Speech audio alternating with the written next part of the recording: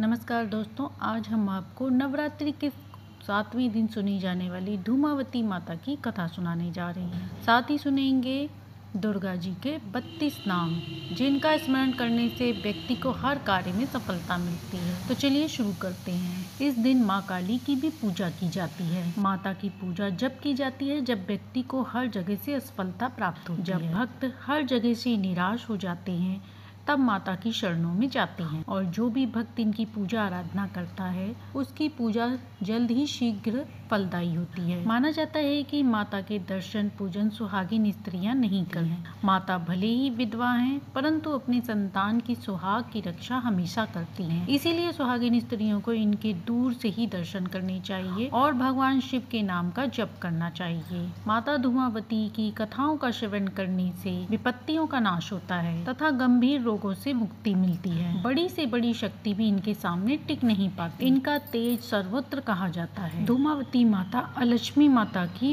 बहन है। ये अपनी सूप में दरिद्रता को लेकर चली जाती हैं। जीवन में दुख, कलह, शत्रु, बाधा आदियों का ये निवारण करती हैं। माता विधवा स्वरूप में पूजी जाती हैं। इनका वाहन कौवा है और ये श्वेत वस्त्र धारण करती हैं। ये दुख दारिद्र्य की स्वामिनी होते हुए भी अपने भक्तों पर कृपा करती हैं और चतुर्मासी ही देवी का मुख्य समय होता है। देश के कई भागों में नरक चतुर्थी पर कूड़ा करकट सब साफ किए जाते हैं, इसी भावना से कि आप हमारे दुख दारिद्र्य लेकर विदा हो जाइए। आइए इनकी कथा का श्रवण करते हैं। एक समय की बात है, भगवान शिव ने माता पार्वती जी से कहा कि हे पार्वती, आज हमारे यहाँ ब्रह्मा विष्णु अतिथि के रूप में हमारे यहाँ भोजन करने आ रहे हैं, इसलिए आप हमारे अतिथियों के लिए भोजन की व्यवस्था करिए। यह सुनकर माता पार्वती जी ने भोजन की व्यवस्था की। जब सभी अतिथि भोजन करने लगे तब लक्ष्मी जी और सरस्वती जी भी भोजन कर रही थीं। जब शिव जी का भोजन समाप्त होने वाला था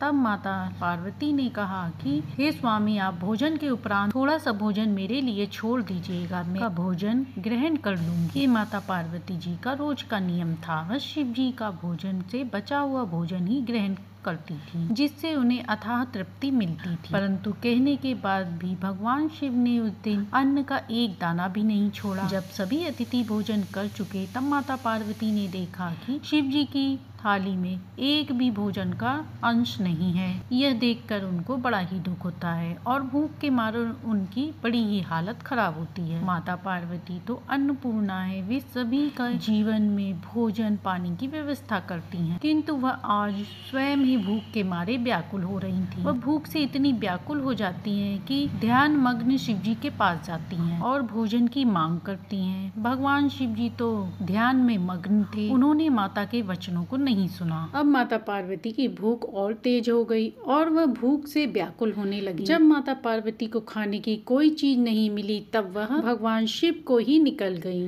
क्योंकि भगवान शिव के कंठ में विष था, इसलिए उन्हें निगलने के बाद माता पार्वती के शरीर से धुआं निकलने लगा। उनका यह स्वरूप श्रृंगारहीन हो जाता है और उनकी भूख शांत हो जाती है। इसके बाद शिव जी अपनी माया के अनुसार माता पार्वती के शरीर से बाहर आते हैं और माता के इस स्वरूप को देखकर कहते हैं कि अब से आप इसी स्वरूप में पूजी जाएंगी। क्योंकि उनके शरीर से धुआं निकल रहा था, इस कारण उनका नाम धूमावती पड़ा। इंसान की कुछ कामनाएं होती हैं जो कभी खत्म नहीं होती और इसीलिए वह हमेशा असंतुष्ट रहता है। माँ धूमावती उन कामनाओं को खा जाने यानी नष्ट करने का इशारा करती हैं। कुछ लोगों का मानना है कि गृहस्थ लोगों को इनकी उपासना नहीं करनी चाहिए, इसलिए इनका स्थायी आवाहन नहीं होता, इसलिए इनको लंबे समय तक घर में स्थापित करना या विराजमान करने की इच्छा नहीं रखनी चाहिए, क्योंकि यह दुख दरिद्रता की देवी है। जब शुरू करने से पहले आवाहन करें और इसके बाद जल्दी ही विसर्जन कर दें। तो ये थी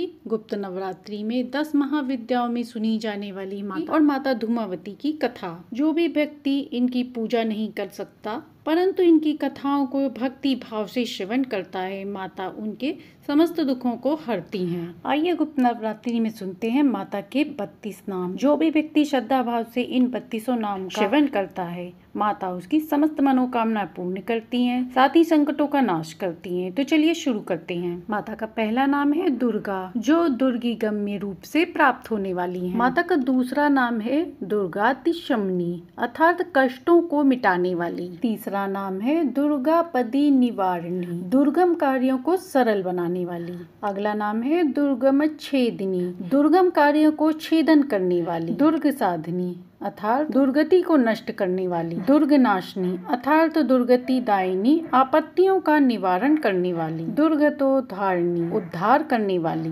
दुर्गा निहंत्री दुर्ग राक्षस का हनन करने वाली। दुर्गमापहा अर्थात दुर्गति का अपहरण करने वाली। दुर्गम ज्ञानदा अर्थात आत्मज्ञान प्रदान करने वाली। दुर्ग दैत्य लोक दवान ला दैत्यों के वन को अग्नि रूपी वन में नष्ट करने वाली। दुर्गमा अर्थात अर्थ है अत्यंत सरंभ पूर्वक साधना से प्राप्त होना। सरंभ पूर्वक का अर्थ होता है कि जो बहुत अधिक कठिन साधना के बाद प्राप्त होती है। दुर्गमा लोका दुर्गम प्रकाश युक्त। दुर्गमात्व स्वरूपिणी अर्थात योगी ध्यान आत्म स्वरूप वाली। दुर्ग मार्ग प्रदान शिव ज्ञान का मार्ग प्रदान करने वाली। दुर्गम विद्या अर्थात विद्या स्वरूप। दुर्गमाश्रिता कुंडली को आश्रित करने वाली। दुर्गम ज्ञान संस्थाना विज्ञान स्वरूपिणी। दुर्गम ध्यान वासिनी अर्थात कक्षतर ध्यान योग से आभासित होने वाली। दुर्ग मोहा अर्थात अज्ञान को मोहने वाली। दुर्गमागा दुर्गम रूप से प्राप्त होने वाली। दुर्गमार्थ स्वरूपिणी योगिनियों को भी ध्यान गम्य न